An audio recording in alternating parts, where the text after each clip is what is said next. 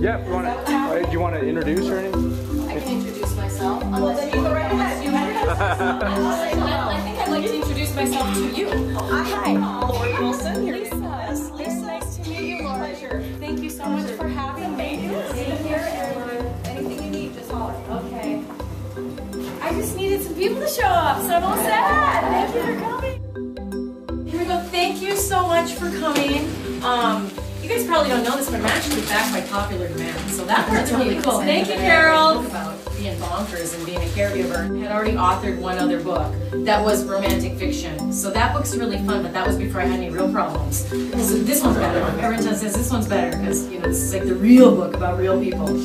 It's called As Nora Jo Fades Away, and the movie here, it is safe to say that it's the sequel to this book. She's 25 on this cover, and she loved the cover of this book right up to the very end. It was always in our house, and she would walk past and go, "Who's that gorgeous gal on the cover of that book?" And she knows her every time. I know all of us big people, we like to read, we grew up reading, and I'm like, how can I reach an 18-year-old right now who's like all busy on the iPhone and the iPad, doing all that other stuff? And I thought, maybe if I make a movie, they will be like, well, that's not a lot of work. I can lay there and text and watch a movie. So that was like part of my inspiration for making the movie. One day I was doing her hair and it was about 4:30 in the afternoon, and we did eat a lot of pizzas while we were caregiving. I was an excellent cook of pizza. I had just set the stove, and I'm rolling her hair, and she looks at the stove and she goes, "It's only 170? Do you think it's too early for a beer?" And I looked at my husband and I'm like, I'm sure it's 570 somewhere, Grandma. And we gave the woman a beer. This is Pete. The one person whose life I have willingly, positively, and with heartfelt sincerity made an impression on won't remember any of it. She won't know my name. She won't know my gender. She'll forget how to walk and she'll forget how to talk. So why would she remember me? Theoretically, I get it. But I don't know if it'll stop me from thinking, Nora, it's me. I'm the man. I'm Pete. I'm that guy that cooks for you. You gotta know that much. We've laughed, we've drank, we've danced. I've saved you from a couple of falls and picked you up after a few too. I'm the guy that gives such good hugs. It's me, Nora. It's Pete. But none of that will mean anything to her. And that's the part that really is bullshit.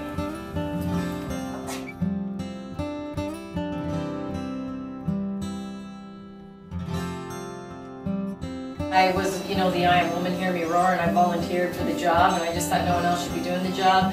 And then I was really, I was on medication, and I was sleep deprived for a whole year, and I wasn't managing emotionally very well, and like I said, the TV had become my new babysitter for my daughter, Hannah Montana. I owe Hannah Montana a lot of money right now.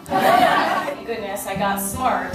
And I decided, thanks to people like Aaron Atkinson of Generations, I thought I need help, and I need professional help in my home if I'm going to make it out of this alive. So I hired a caregiver, and it's great. His company, you can hire them for 1 hour a week, you can hire them for 24 hours a day, which is so amazing, and I needed 20 hours. And I got to nap if I wanted to, which I usually didn't want to do. Or go to the gym. That was a huge outlet of mine. I started running, and I started doing a lot of yoga, and I literally started working out 6 days a week. And for the first year, I don't even remember working out. I just remember feeling like I was a mess. And I had to basically just figure out how to lock her into my house. Which she didn't know who I was the last year a lot, but she still trusted me. She understood my energy, even when we were fighting. And I was going to pick a different excerpt, but Aaron told me this one's his favorite. So we're going to go with this one, Aaron. We're going to go with this one. This is a little poem I wrote at the end when I was trying to just envision the difference between my life and her life. Jazz is the name of my daughter, and my grandmother had lost her husband of 67 years and my father, our father, who had died of lung cancer less than a year before her husband died of Alzheimer's disease, and she was his caregiver. Let's give you a little bit of insight into the poem. I've lost many freedoms, but I still have my mind. I can't go to a movie on a whim, and I can no longer work full time. A good night's sleep is a thing of the past, and my short-term memories for shit. I lose my cell phone twice as often and exercise without breaking a sweat. My husband and I have lost our bedroom. Jazz, our daughter, has become a permanent figure. Most days are welded together and heavy. I no longer wake up to tomorrow eager. I've lost many freedoms, but still have my mind. As for my Graham, it's a race against time. She's lost her 2 kitchens. That must be hell for a cook. She wanders aimlessly in her new home, no safe place to look. She too can no longer sleep. Her nights are mixed up with her days. And years past swooped down to strangle her reality, an inescapable maze. Graham lost her husband 5 years ago. Her bed is so lonely and so cold.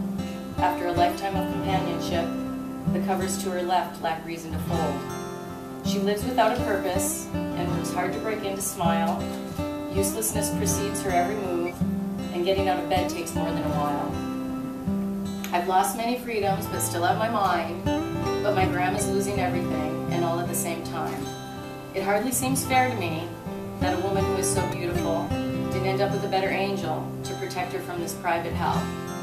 I'm no saint and I'm no savior, and I can't raise a dead son from his grave.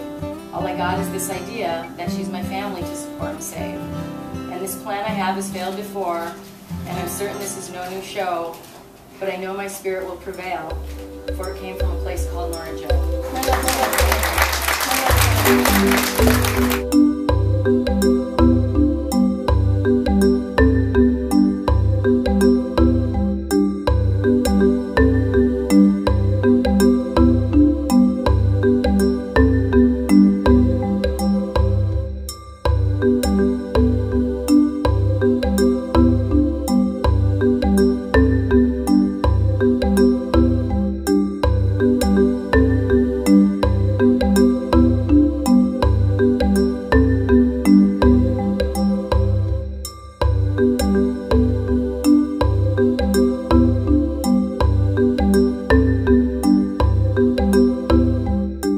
I have this 25-page free download, which is called 25 Essential Tips for Surviving as a Caregiver. And in it I have 2 little stories, and one of them is called Eat, Pray, Love in My Grandma's Bra. Did anybody see the movie Eat, Pray, Love? Okay, right. So we all know that was she was in stage 4 of Alzheimer's at this point, and I was alone with her for a lot of weekends, and so I was either homebound, or if I wasn't homebound, I'm like, what can I do with my Gram that she could probably handle for a little while?